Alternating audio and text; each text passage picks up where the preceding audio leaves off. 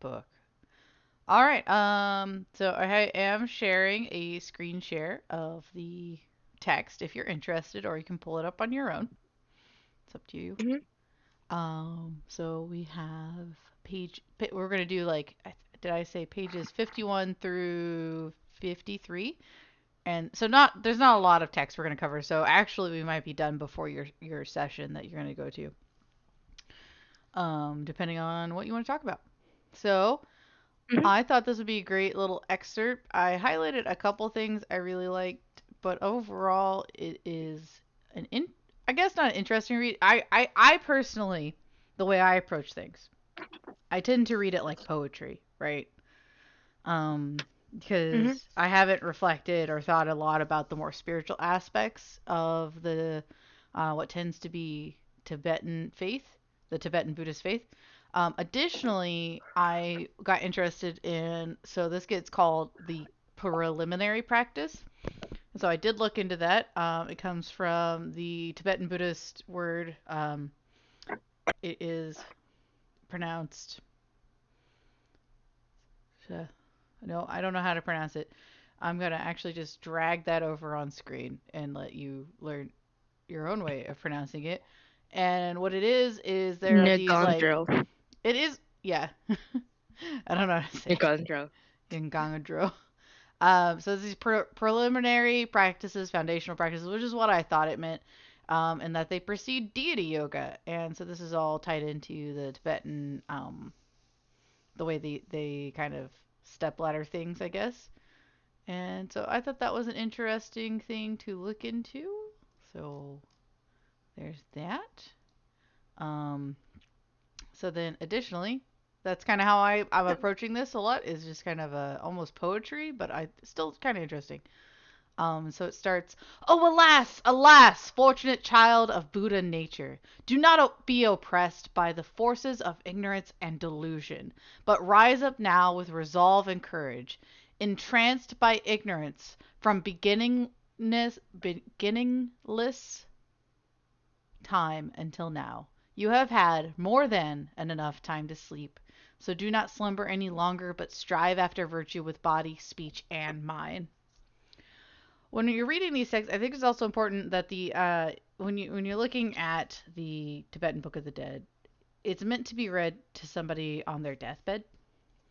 So I think knowing that that's where a lot of this language is coming from is important.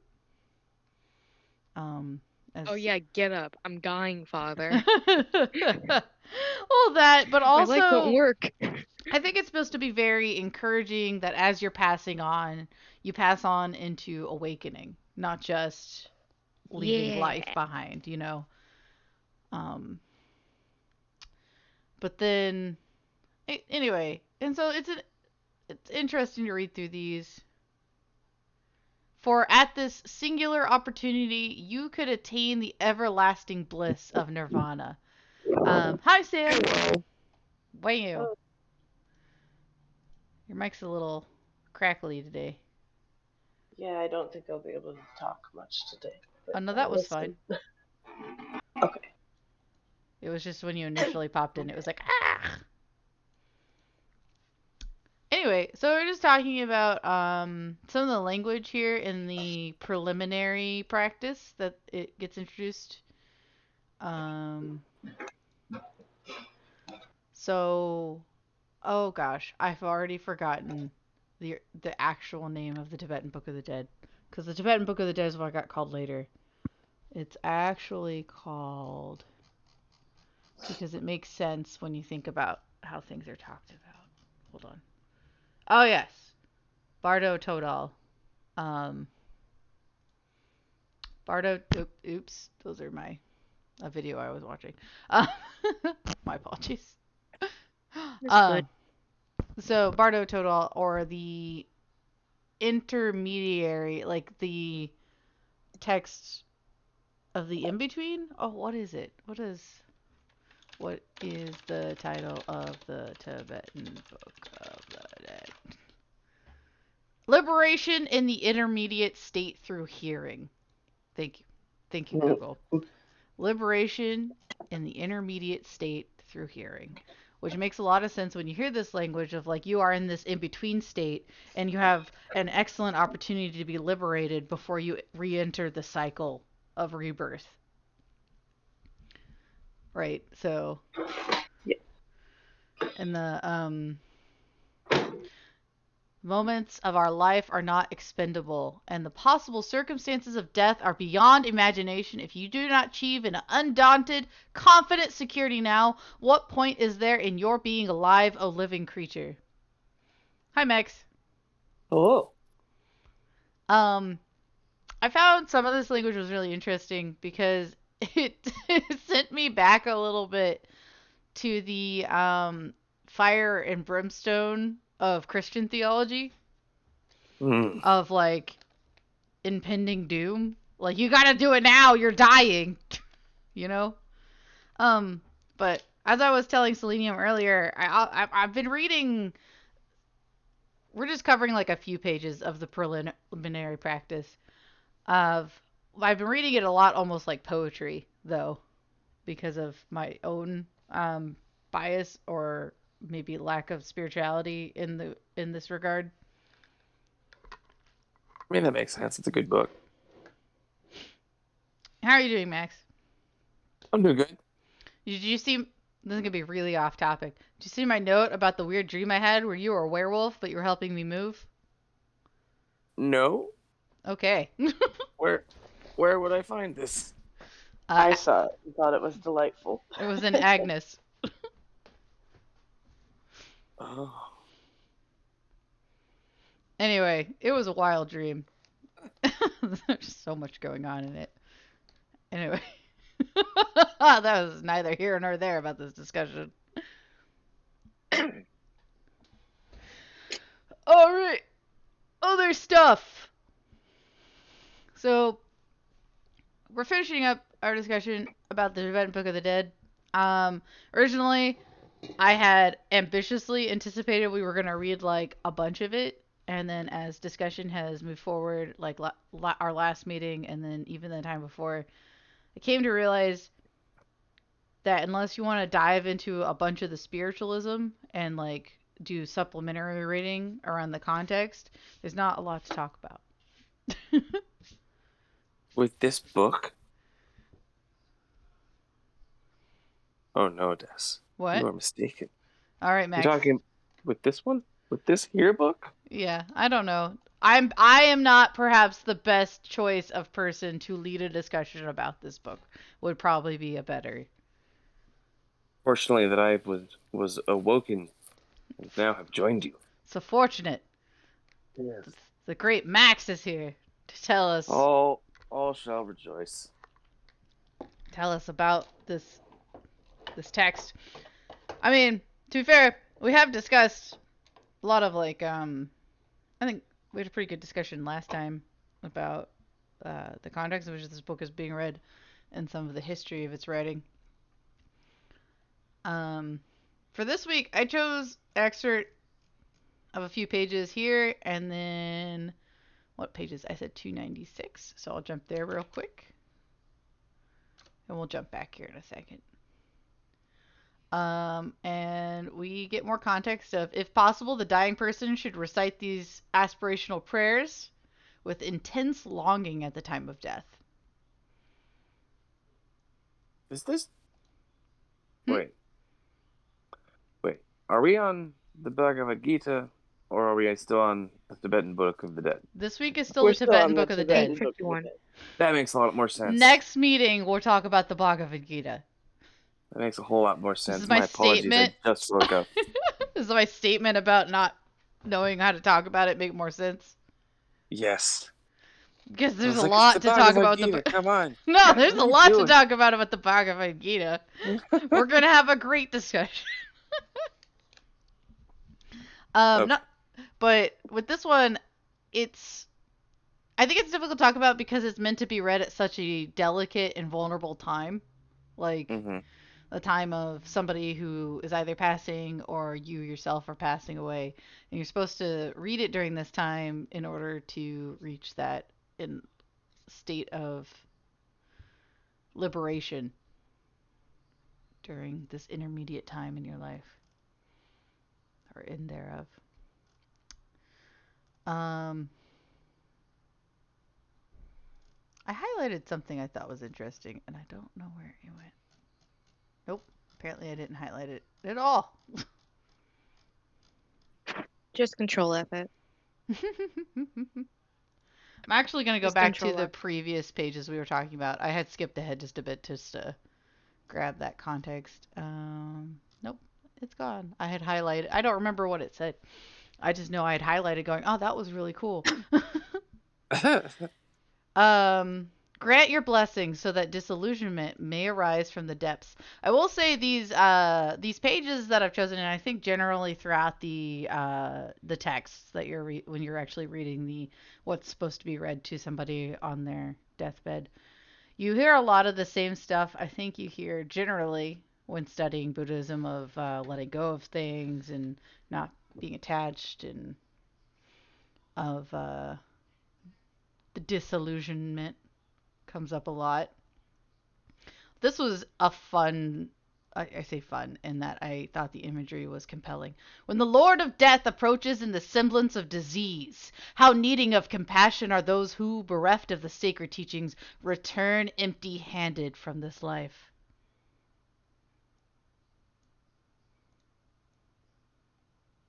I feel like that's uncharitable. Yeah, but it's intense edgelord stuff. I know. These texts are very edgelordy. Edgelord red. Well, I mean, it has to do Maybe with just the death. Like, translator.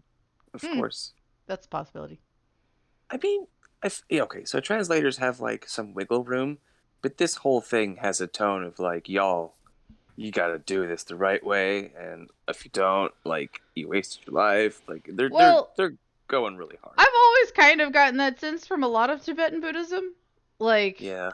it is very much a, you gotta do it now, son, or you're gonna fail. Yeah. Um, They take themselves pretty seriously. yeah. Like, I think they take themselves very seriously, and so, I'm not necessarily surprised at the wording. It's just very intense at times and very, like I said earlier, that's why I think it takes me back to some hell, like, hell and brimstone and fire. I mean, yeah, it definitely does evoke that sort of imagery and, like, quality, Mm-hmm. because it's saying, hey, don't fuck up. If you do, it's basically like you're suffering for no reason, which is the Buddhist version of hell. Yeah. So, like, I get it. But I also understand where But the urgency is coming from, right? Like, this is someone at the end of their life. You're like, this is your moment to become enlightened, so you're gonna be in a a less bad position going forward. right. So, like, if, from an authentic point of view, if this is how it works, I can understand someone being just so fucking pointedly like, come on, you got to do this. You just got to do this right now. I know Mm-hmm. you're dying. It sucks for you, but, like, just do this, please. Do it. Do it. If not for you, do it for me. Do it for all beings. Like, come on. Yeah. There goes dogs. I think Doggos. better instead of going on this whole edgelord thing, they Mm-hmm. just give promises for the next life. Oh, like hopefully next life you've lived a good life enough because we know you did because we love you, and Mm-hmm. I don't know, that'd be better to hear. That's more along the lines of Pure Land. Mm. Pure Land? Oh, yeah, that's it. Mm-hmm. Pure Land sounds like a video game. It does. I wouldn't be surprised if I found a video game called that, in fact. Wow.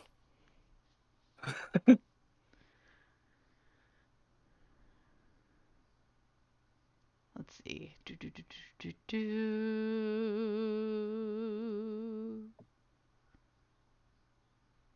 And you get a little bit more here, I think, with what you were saying, Selenium. Oh, compassionate ones, this human being. Oh, God, I accidentally jumped. Oh, compassionate ones, this human being is leaving this world and journeying to another shore. He is being cast off from this world and approaching the great transition of death. Suffering deeply. He is without a friend, without a refuge, without a protector, and without a companion.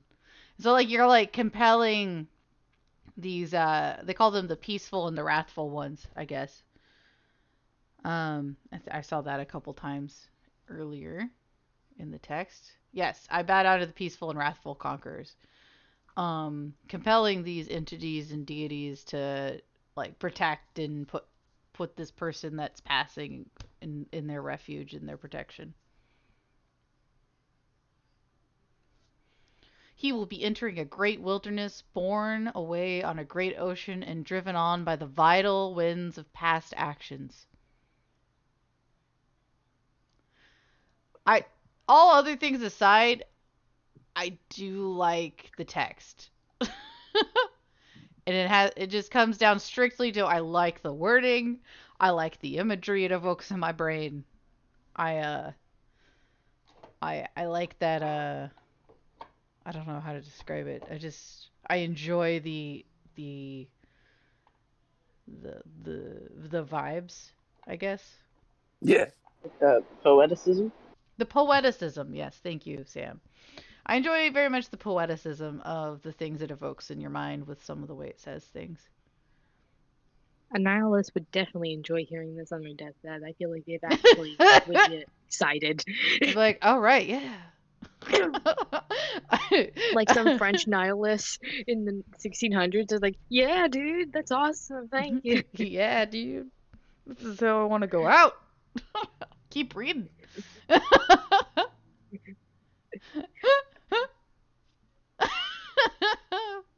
Yeah. Grant refuge now to this person who has no refuge. Protect him. Be his compassion.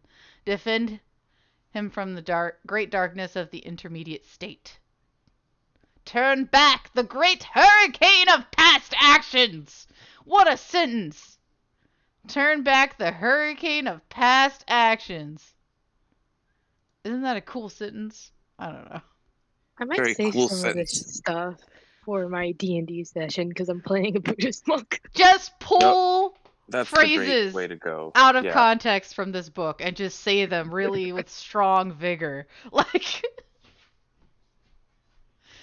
especially if you're talking to your little group and you're like, turn back the great hurricane of past actions. Yeah, if someone's doing like death saving throws, be like, do not allow him to be expelled into the 3 kinds of inferior existence.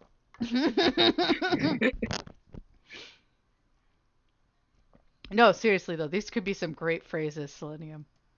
Uh-huh. Yeah. Hi, welcome to the discussion on this book where we'll tell you how to use it in your next D&D campaign. All right. If you want to sound like an edgelord too, we've got great lines. It's got some great lines. He's not even supposed to be a Varanian. Or whatever word you used to describe it.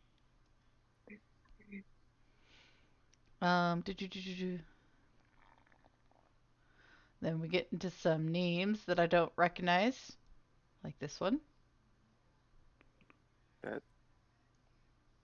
think that's Takinis. Yeah. They want support from the consorts of Dakinis. Support from behind. Once again, I have been reading this probably very poetically. Yes,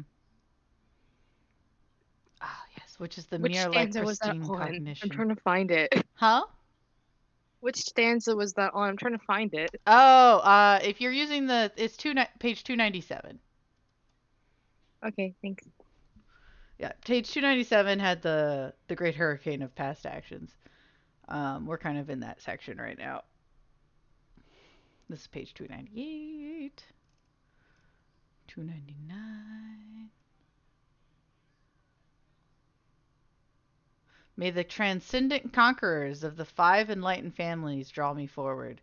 I have to say, somebody listening to this needs to have an incredible amount of knowledge that I don't currently have about different sects of Tibetan Buddhism and the deities they believe in. And no? Yeah, I mean, the assumption is that this is being given to someone in Tibet. Yeah. I would assume. I think so. I think also the feeling is that anyone can have this read to them, though, on their deathbed. It's kind of like a Oh yeah. very much a last rites sort of thing. Right. So like even if you don't speak the language, you can hear it and they'll still allegedly do something for you. Yeah. Let's see. This one. May the elements of space not arise as a hostile force. May I see them as the field of the blue Buddha. May the elements of water not arise as a hostile force. May I see them as the field of the white Buddha. Why, Max, tell me more about why the Buddha comes in so many colors. I don't know this one. Now what comes to mind, I'll start for Googling. example, are the different terras. Mm-hmm. Green Terra, White Terra, all of them. Yeah. I'm suspicious that that might be related to this, but I don't know much about that either.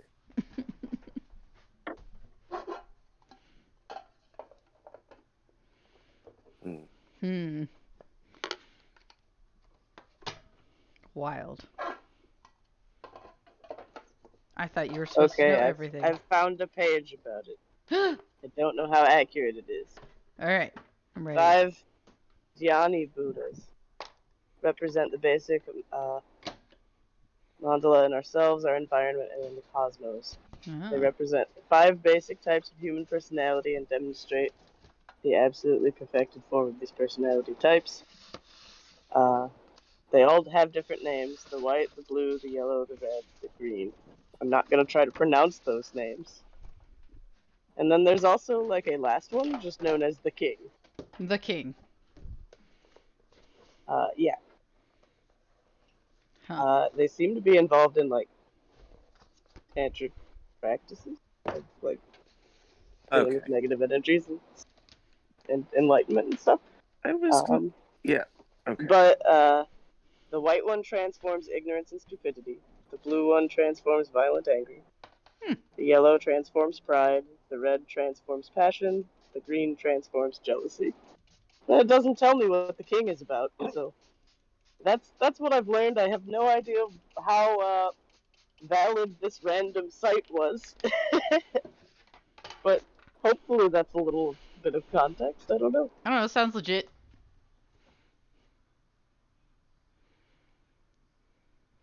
All right. Now we know a little bit more about the colorful Buddhas. Sumaya. Samaya. I think I have a student named Samaya.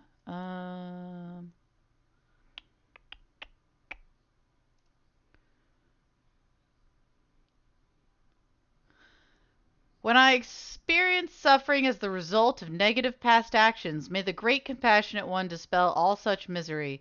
And as the natural sound of reality reverberates like 1,000 peals of thunder, may all sounds be heard as the teachings of the greater vehicle. I think that's a cool quote. Yeah. And something I could see myself like reflecting on in times of like frustration, I guess. Yeah. Yeah. Because like. Apparently there's a lot of like color association with Tibetan Buddhism. Hmm. So in general, the color red is a symbol of power. Yeah. Yellow is prosperity and land. White is the importance of Tibetan culture. Blue, majesty and auspiciousness. Green, just civilians, the people. Mm-hmm. And then gold shows magnificent momentum. I don't know what that means. So And maybe then black that. repels evil spirits. So there's already a lot of like color symbolism going on outside of the context of these 5 Buddhas. But All right. I think that's a good to know when approaching this text. Yeah. Seems good to me. All right.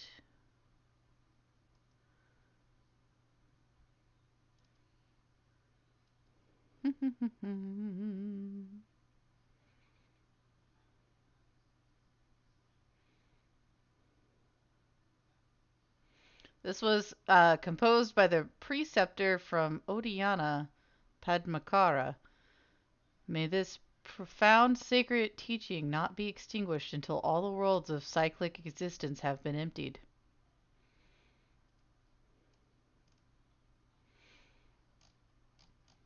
All right. Anybody have any reflections on the Tibetan Book of the Dead they'd like to share?